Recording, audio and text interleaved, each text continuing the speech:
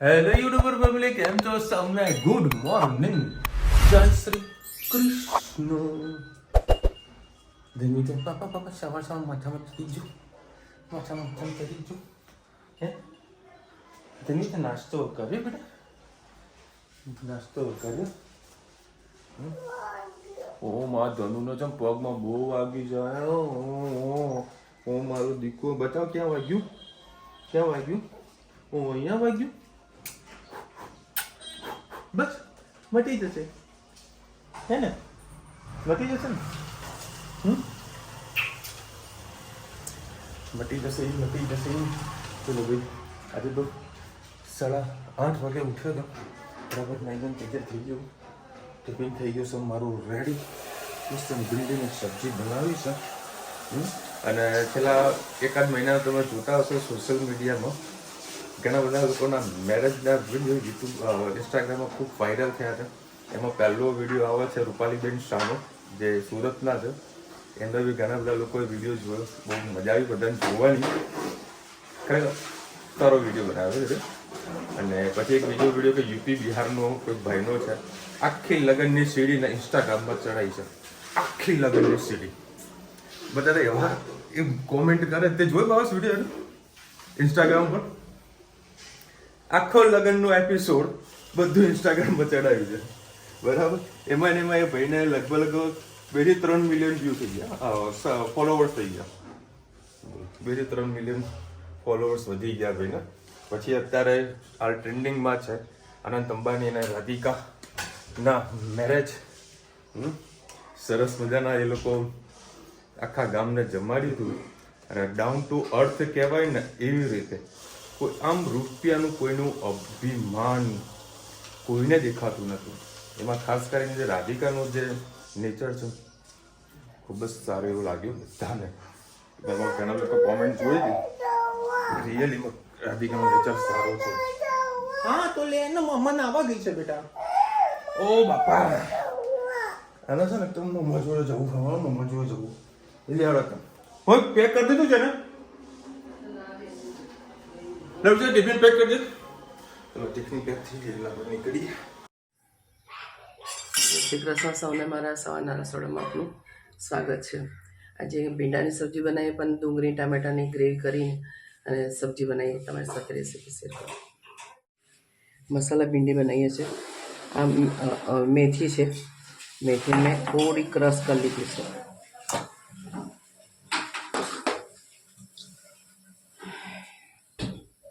મેથી થોડી તતરી જાય, બાજુમાં મેં તેલ મૂકી દીધું છે. 2 પરી જેવું તેલ નાખ્યું છે. આના મેં ટામેટાં, લસણ, લીલા મરચાં અને ડુંગળી. પહેલાં આપણે લસણ અને લીલા મરચાં અને ડુંગળી નાખી દઈએ. અલગ એનું કારણ કે આ ભીંડા તતરી જશે, તેના પપ્પા માટે અલગ કાઢવાના છે. પછી આપણે મસાલો આના અંદર મિક્સ કરીશું. મેથી આપણી સરસ તતરી ગઈ છે. હવે એના અંદર આપણે ભીંડા નાખી દઈશું.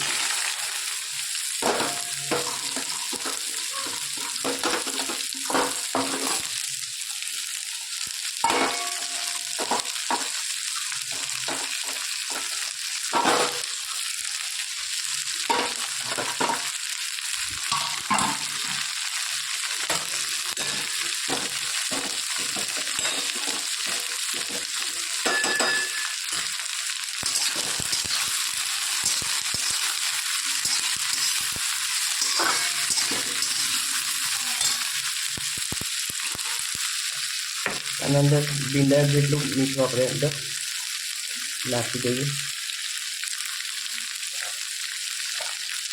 અને હળદર પણ નાખી દઈએ.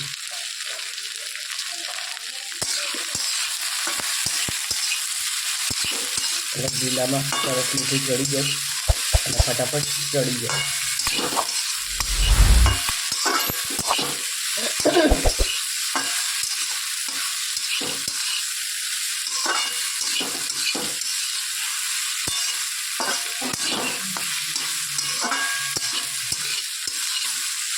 એલિમેન્ટના કઢૈયામાં જ ક્રિસ્પી ભીંડા થાય છે. પેલા નોનસ્ટિકમાં તો ચીકણા થઈ જાય છે.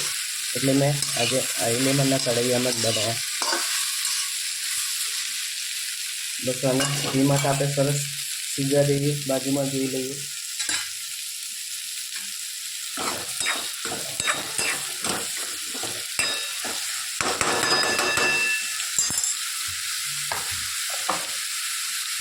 હળદર આમાં નાખી દીધું છે એટલે આમાં હળદર નહીં નાખીએ. તો ધાણા જીરું,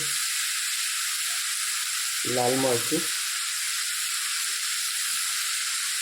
ગરમ મસાલો, ટામેટા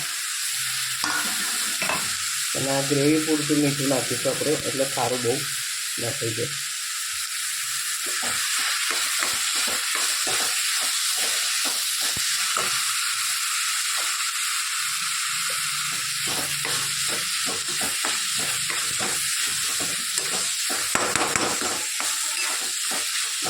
બે બાજુ એટલામાં હું મૂકીશ તો ટિફિન ફટાફટ તૈયાર થઈ જાય.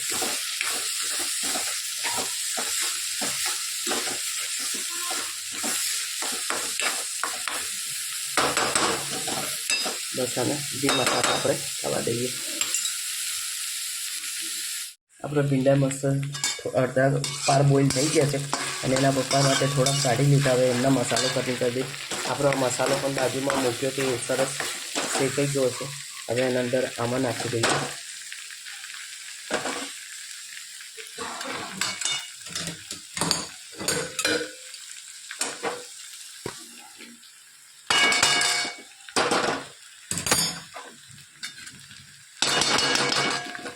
અને સરસ આપણે મિક્સ કરી લઈએ.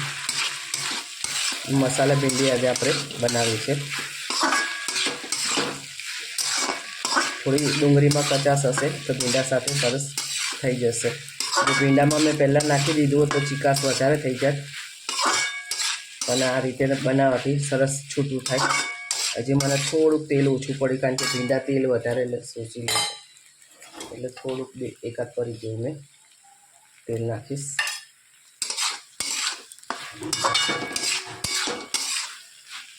હવે જે એની ચીકાશ હતી એ નીકળી ગઈ છે. હવે ધીમા તાપે આપણે સરસ એને થવા દઈએ. લાસ્ટમાં આપણે ધાણા નાખી દઈએ. આપણી ભીંડા મસાલા સબ્જી તૈયાર. કોમેન્ટમાં ચોક્કસથી કહેજો અમારી સબ્જી કેવી લાગી. ચલો ભાઈ, અત્યારે આપણે પહોંચી ગયા છે રતનપુર. હા, હું ફર્સ્ટ ટાઈમ આવ્યો છું. ફર્સ્ટ ટાઈમ આવ્યો છું. હા, તો જો ખરીદી કરે મેરેજ સિઝનની.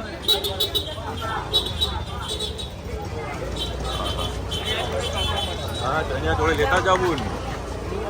બોલાવી દીધા બધાને. આવો આવો ભાઈ, આવું તો બોલાવો ને તો બોલાતા હે તો જાણે કા નહીં. હા, નવરાજ બેઠા ભલા હમણાં જો આવી તો બહાર તો બેઠા હે. આ લોકોને મંદિર તો નડી જ છે. અરે જો તો કરે એમને બહાર બેઠા હે. આ બધા દુકાનો ખાલી હે. જો ને આ નવરાજ બેઠા હે. પેલા કાકા ચા પીવી રહ્યા. અરે લગન છે એના માટે બધા લગનમાં. હા, લગનમાં છે. જો આખો આ શોરૂમ ખાલી છે. હા, કલેક્શન તો સારું છે. ઝવેરી વાત છે ક્યાં ખબર છે? હા, ઝવેરી વાત છે ક્યાં એ મને ખ્યાલ નથી, પણ હું તો ફર્સ્ટ ટાઈમ કહું છું. હા કાકા, મારા હા હું જોતા ત્યાં પૂછવું પડે ને.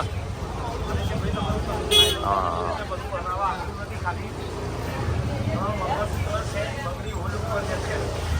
જો મંગળસૂત્ર ને બંગડી હોલ્ડ ઉપર છે. સર બધી વાતો કરે. નવરાજ બેઠા છે. જો શોરૂમ ખાલી છે.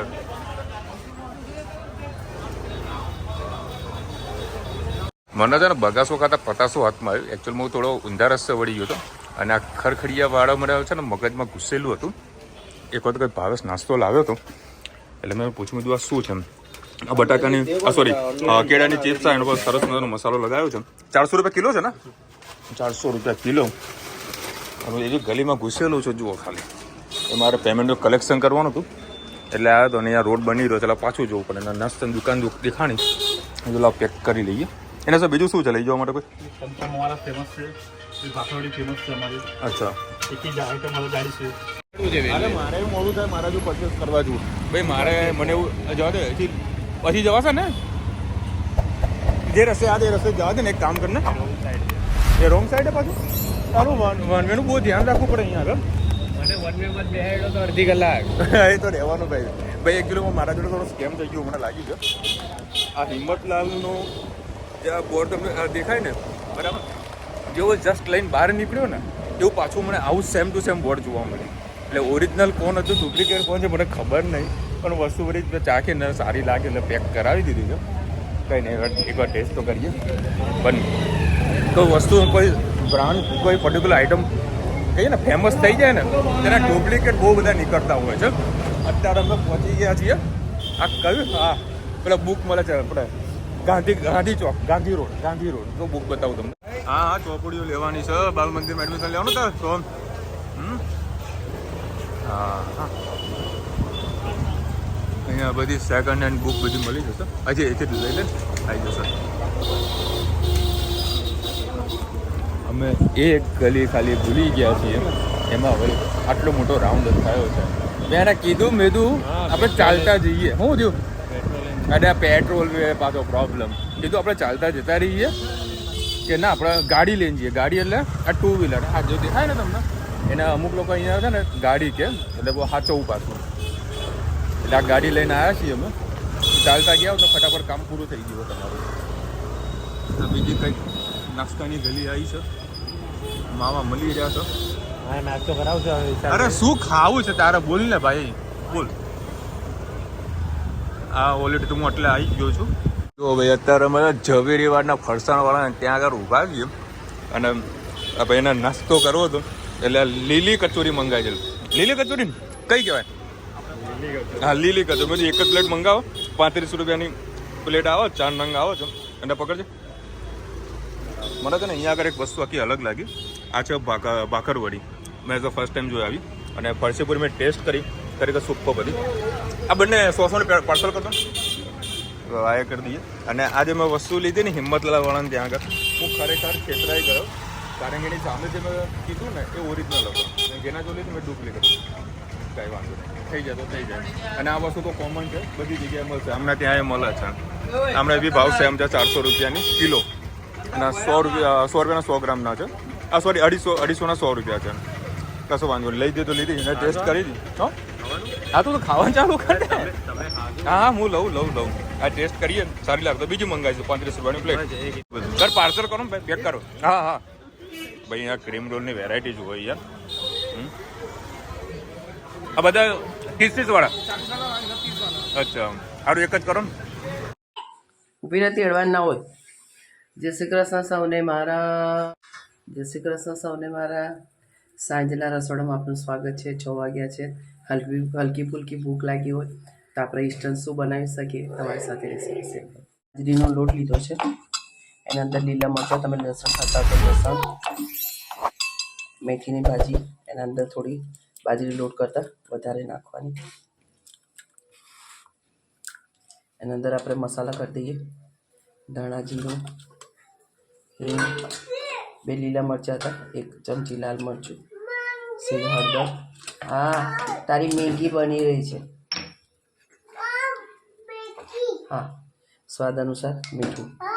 બધું સરસ આપણે મિક્સ કરી અને પાણી નાખીને લોટ તવી મૂકી દીધી છે. થોડું ઘરમાં તેલ નાખી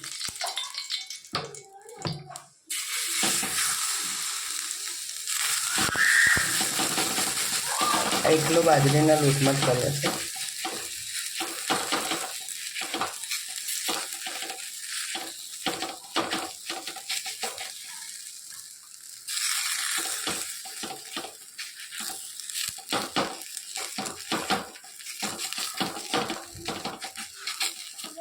આવી રીતે પાતરા ઉતારીશું આપણે પુડલા.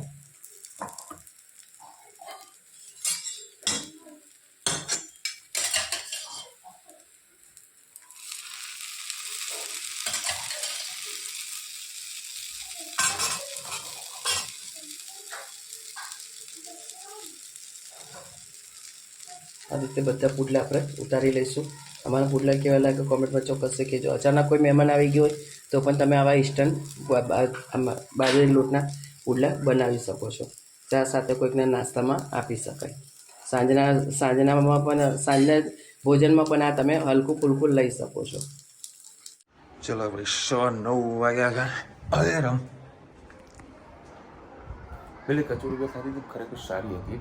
કોઈ દિવસ જાઓ ને તો ઝવેરી બજાર, રતનપુરની બિલકુલ બાજુમાં ઝવેરી બજાર, તેની કચોરી ટ્રાય કરજો. ગરમા ગરમ આપે છે, મજા આવશે.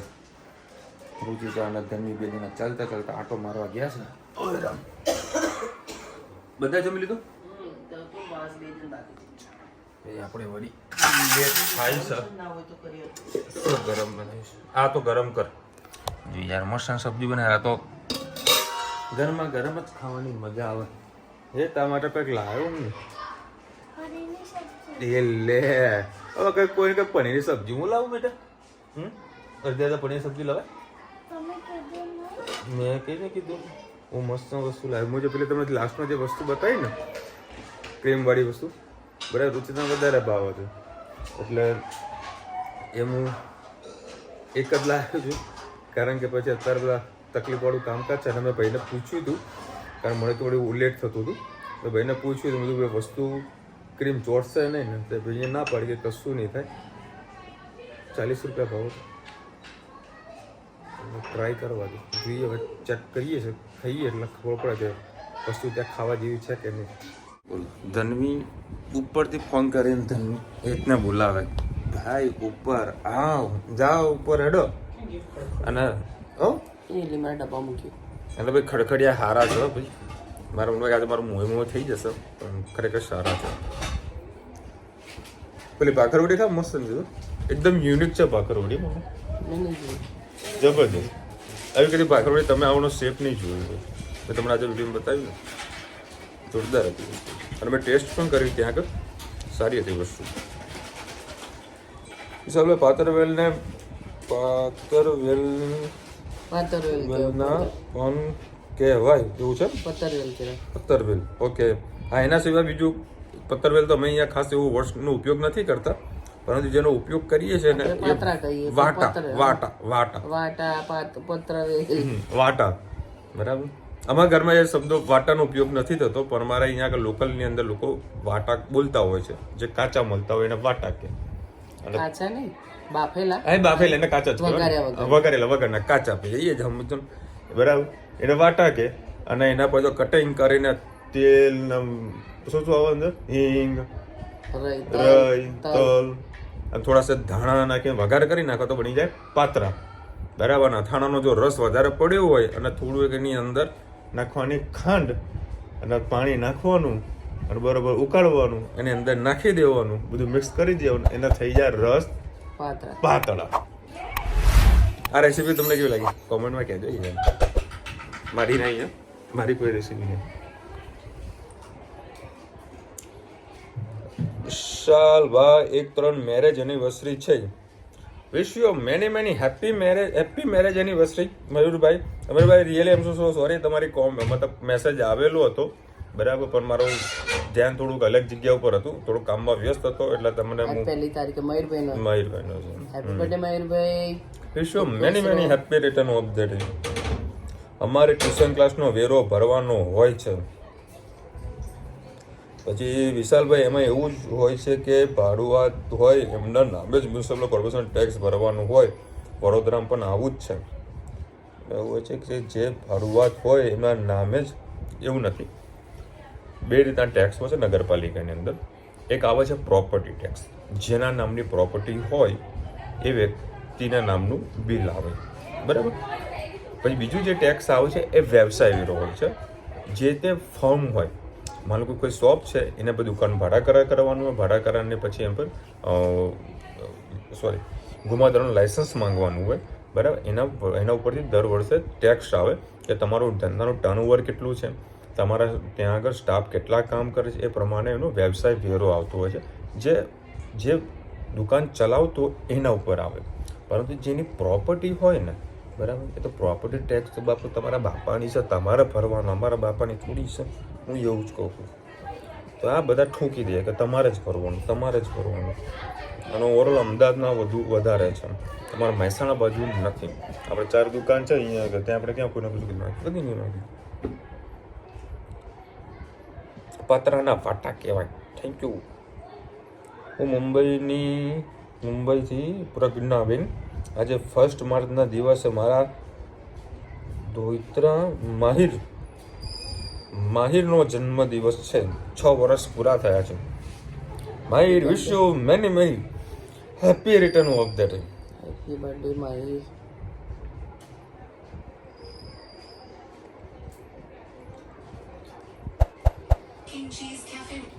નસીબનું એક અંગે ટેક્સ તો માલિક જ ભરે,